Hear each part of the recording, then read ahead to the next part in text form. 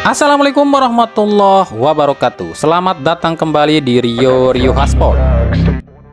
Mungkin ini ada yang belum tahu ya, sebab kemarin ada juga yang nanya apakah timnas U23 main di Piala Asia itu dapat poin dari FIFA. Jawabannya adalah tidak.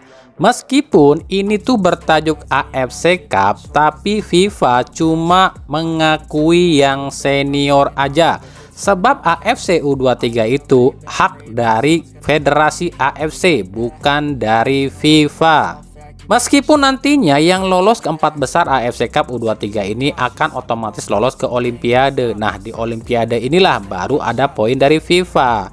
Kecuali tim itu juara di AFC Cup U23, ini katanya sih akan dapat poin dari FIFA, tapi kecil poinnya, cuma 2,5 poin aja. Itu pun kembali ya dihitung dari jumlah kemenangan yang dilalui. Ya sama kayak AFF juga. AFF pun sebenarnya ya itu ada poinnya loh, yakni 2,5 poin, tapi itu kalau yang senior loh ya, itu pun cuma diberikan ke yang senior, yang juaranya aja.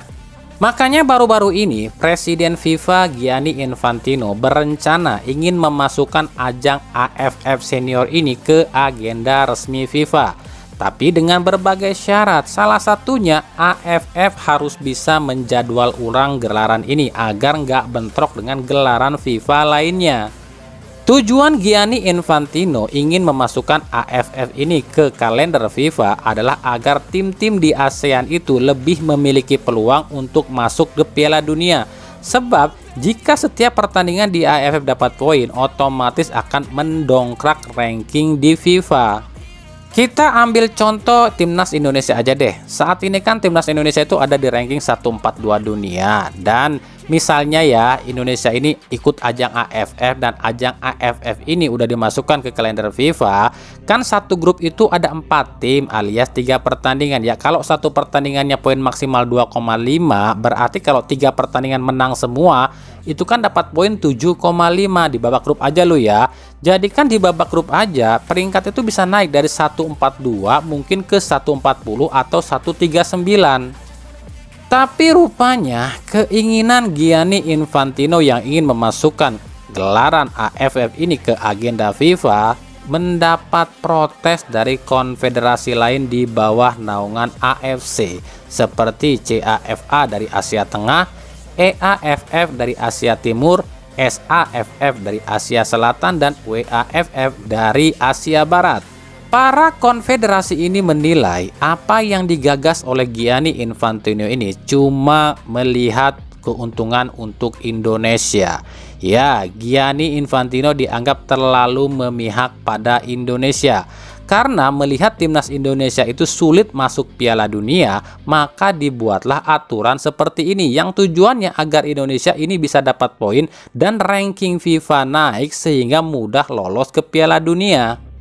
Para konfederasi ini meminta jika AFF dimasukkan di kalender FIFA, maka ajang lain yang serupa seperti Piala CAFA, Piala EAFF, Piala SAFF, dan Piala WAFF pun dimasukkan dalam kalender FIFA. Itu protes mereka loh ya.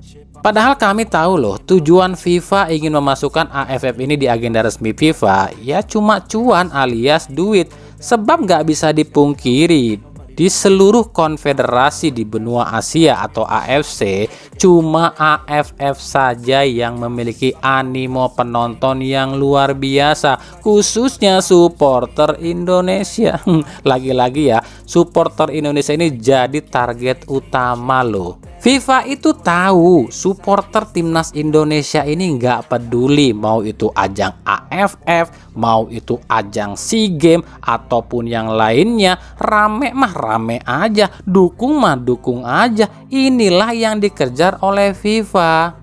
Kita ambil contoh Piala Asia Senior kemarin. Indonesia itu cuma sampai 16 besar loh. Tapi supporter Indonesia itu dinobatkan sebagai supporter terbaik dan teramai alias most activated supporter. Supporter yang paling aktif versi FIFA di Piala Asia kemarin.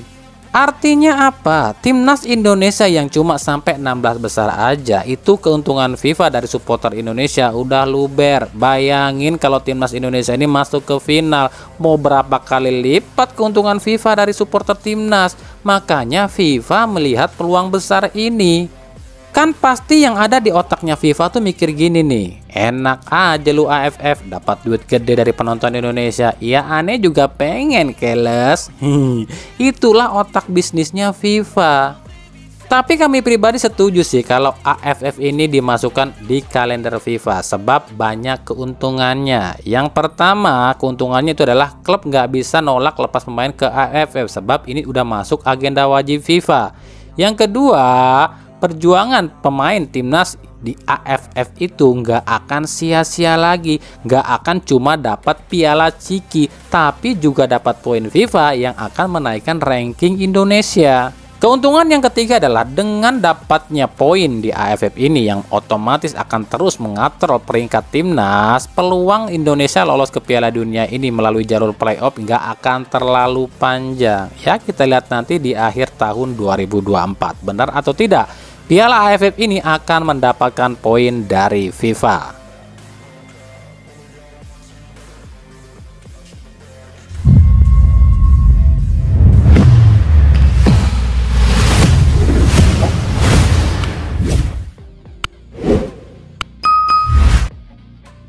Kita beralih ke berita klub. Dari Persija Jakarta, usai kekalahan 1-3 dari Borneo FC ternyata berdampak besar bagi Persija Jakarta.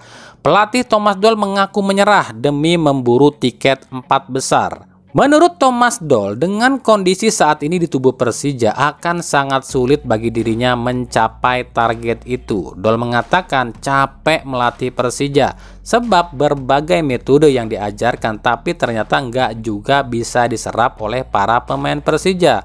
Kesalahan masih sering terjadi, kurang fokus diulang-ulang terus, lini depan nggak bisa diandalkan. Tapi ketika Thomas Doll meminta pemain baru yang bagus, itu selalu sulit dipenuhi oleh manajemen. Lalu apakah ini artinya akan jadi musim terakhir Thomas Doll di Persija? Apalagi belakangan ini ada isu atau rumor kalau Persija ini lagi ngincer Sintayong. Jadi gini loh, ada isu yang bertebaran di media massa nih, kalau Sintayong ini dipecat oleh dari timnas, ya Persijalah yang paling duluan buat merekrut Sintayong. Kalau isu ini benar, berarti udah ancer-ancer aja nih Persija.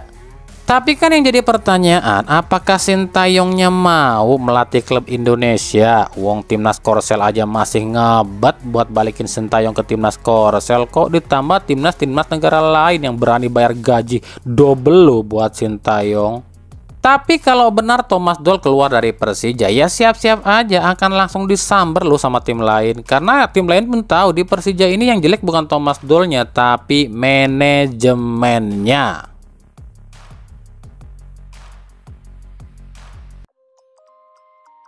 Dua tim Liga 1 sama-sama raih kemenangan di rumah baru, yakni PSM Makassar dan Borneo FC yang sama-sama menang di Stadion Batakan. Ya, Stadion Batakan, salah satu stadion termegah di Indonesia dengan vibes atau rasa Eropa.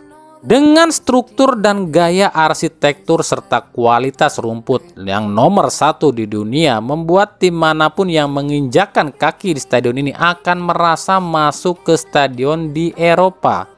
Tapi di balik megahnya struktur Stadion Batakan di Kalimantan ini, ada beberapa hal miris yang menyelimuti stadion ini. Yang pertama, meskipun stadion ini terbilang megah dan bertaraf internasional, tapi stadion ini jarang sekali dilirik timnas Indonesia sebagai markas. Hal ini disebabkan akses lokasi ke stadion ini masih sangat kurang dan fasilitas pendukung seperti hotel dan lain-lain masih sangat minim di sekitaran stadion ini. Yang kedua, tim yang bermarkas di stadion ini yakni Persiba Balikpapan justru selama beberapa tahun ini berkutat di kasta bawah Liga Indonesia. Bahkan musim depan Persiba justru terdegradasi ke Liga 3. Jadi sangat disayangkan stadion semegah ini cuma dipakai pertandingan sekelas Liga 3. Yang ketiga, attitude buruk penonton. Di dua laga yang dimainkan di stadion ini di pekan ke-24 sudah tampak beberapa kerusakan akibat ulah penonton. Seperti yang terlihat di foto, penonton seenaknya duduk tanpa etika seperti itu. Kelakuan seperti ini, kalau yang mau disalahkan ya pasti menyalahkan tim tuan rumah dong dengan supporternya. Pasti supporter PSM atau Borneo FC dong, karena kan tim tamu dilarang datang meskipun nggak menjamin nggak ada supporter away di sana. Makanya banyak warga Balikpapan yang bilang, udahnya dikasih pinjam, malah nggak sopan, malah nggak dijaga. Inilah salah satu potret buram kelakuan supporter kita. Giliran timnya main di stadion jelek, bilangnya dasar klub payah, stadion aja nggak punya. Dasar klub jelek, masa main di stadion jelek, dan lain-lain. Tapi giliran dikasih stadion bagus, malah dirusak. Ini untungnya dua tim tuan rumah atau tim yang bermarkas di stadion ini dua-duanya menang loh. Coba kalau kalah, udah berantakan tuh stadion. Wong Jis aja yang pertama kali dipakai oleh Persija dirusak kok sama supporter Persija. Ini kan nantinya bisa dibayangin nih berapa kali nih dua tim ini main di stadion ini di putaran 2 ini, ya minimal 4 kali lagi lah. Maka akan seperti apa kondisi yang terjadi di stadion ini. Padahal selama Persiba pakai stadion ini meskipun sering kalah dan akhirnya terdegradasi, tapi supporter Persiba menjaga stadionnya. Kenapa justru tim tamu yang ngerusak? Hadeh. Dari Persib Bandung jeda selama 2 pekan nih. Kabarnya sih Persib akan gelar uji tanding nih, tapi belum disebutkan dengan tim mana. Ada info Persib akan uji coba dengan tim luar negeri, meskipun berita ini masih simpang siur ya. Kami pribadi jujur sudah mendapatkan info dari orang Persib soal laga uji coba ini, tapi dia bilang tim ini dipilih sendiri oleh Hodak. Tapi Hodak belum bilang nih tim mana, apakah sesama tim Liga 1 atau tim luar negeri. Kalau sesama tim Liga 1 kami pastikan bukan Dewa United, sebab udah kemarin ya, berarti yang tersisa Arema, Bali United, Madura United, Persik Kediri, Persis Solo, dan PSM Makassar. Tapi 6 tim ini jaraknya jauh dari Persib secara lokasi, jadi kecil kemungkinan ada di antara 6 tim ini yang akan jadi lawan uji tanding Persib. Kalau tebakan kami, kemungkinan ya kalau tim luar negeri itu tim asal Liga Thailand atau tim asal Liga Malaysia. Kenapa demikian? Liga Thailand resmi dimundurkan putaran 2-nya jadi ke bulan Maret 2024. Ini diakibatkan karena timnas Thailand ini akan ikuti ajang Piala WAFF di bulan April 2024. Sementara Liga Malaysia pun ini diundur nih kick off-nya jadi bulan Mei 2024 karena jadi Liga Malaysia ini akan mengikuti kalender AFC yang baru. Sementara kalender AFC yang baru itu semua kompetisi di Asia ini mengikuti jadwal Eropa, yakni di bulan Mei 2024 termasuk Liga Indonesia ya. Kalau tebakan kami ya, kalau tim itu dari Liga Thailand, otomatis klub itu adalah Ratchanburi FC. Kenapa? Sebab Persib meminjamkan pemainnya yakni Tirondel Pino ke klub ini. Kalau dari Liga Malaysia ini yang bikin pusing, sebab bisa JDT lantaran ada Levi Madinda atau justru Terengganu. Kenapa Terengganu? Ada deh, nanti kita jelaskan di video selanjutnya. Kenapa bukan KL City? Sebab KL City ini udah kerjasama dengan Persija, jadi nggak mungkin atau mungkin agak susah ya buat KL City ini main lawan Persib. Nah, makanya kenapa kami di gambar judul itu memasang gambar atau foto pemain Persib dan foto pemain Ratchanburi FC, sebab itu baru kemungkinan terbesar lo ya.